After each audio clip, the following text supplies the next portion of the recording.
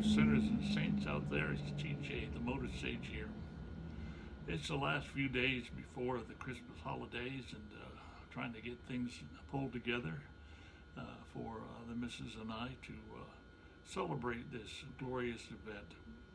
So tag along here and see what I've got to say about the whole thing.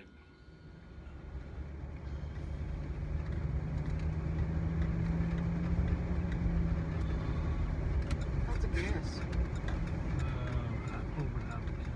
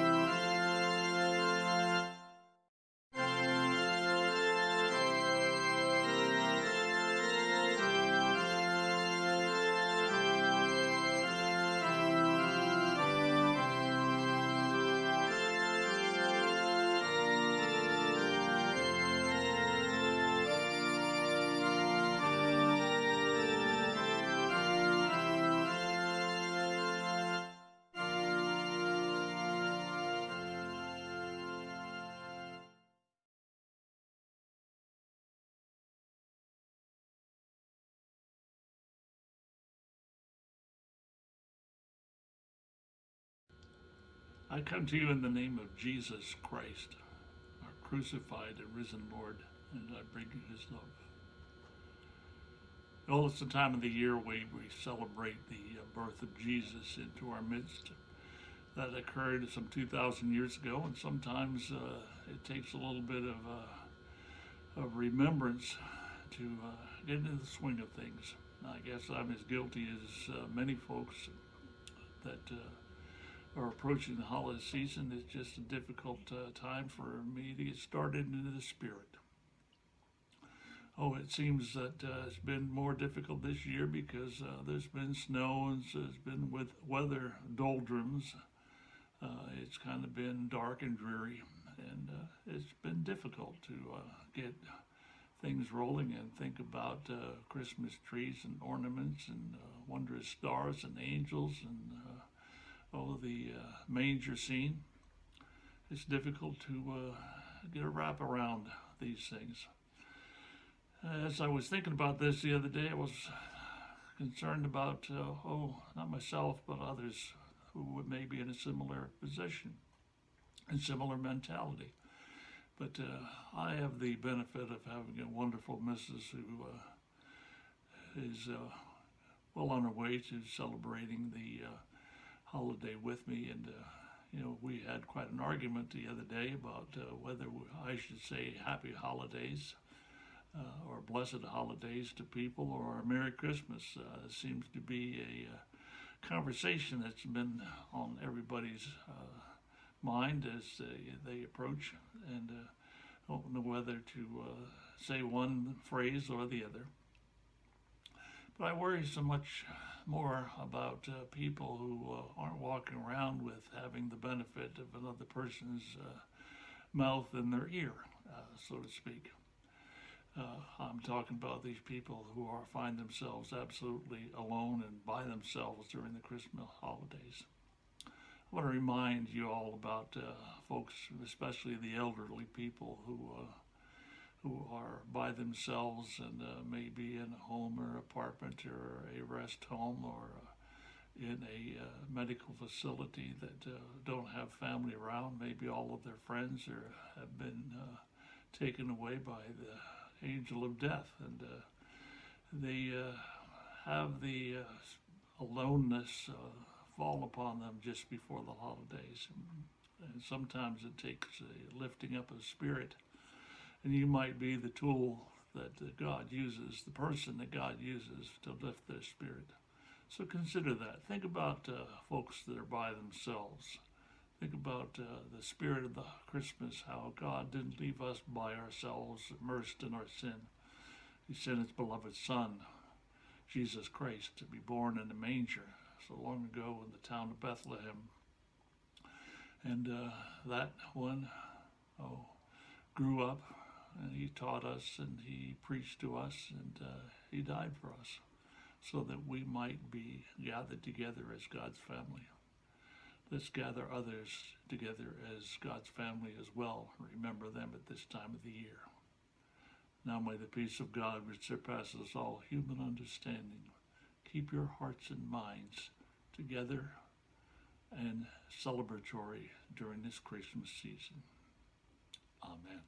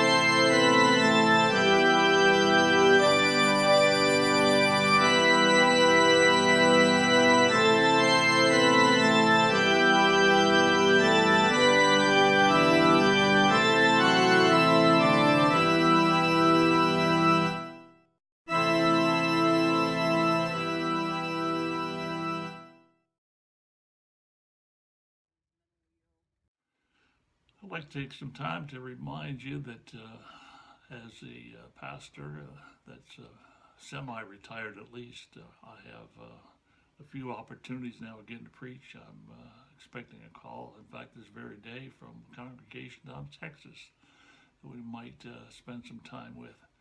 But other sources of income and joy in travel come around.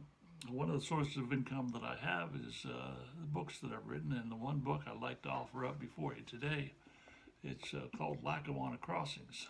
And Lackawanna Crossings is a book that I wrote some time ago, and it's a novel about my family's history during the 1700s, and recalls some of their history and their travels in the settling of this land, and their statement of faith that was made in coming to this place in its infancy and making a home.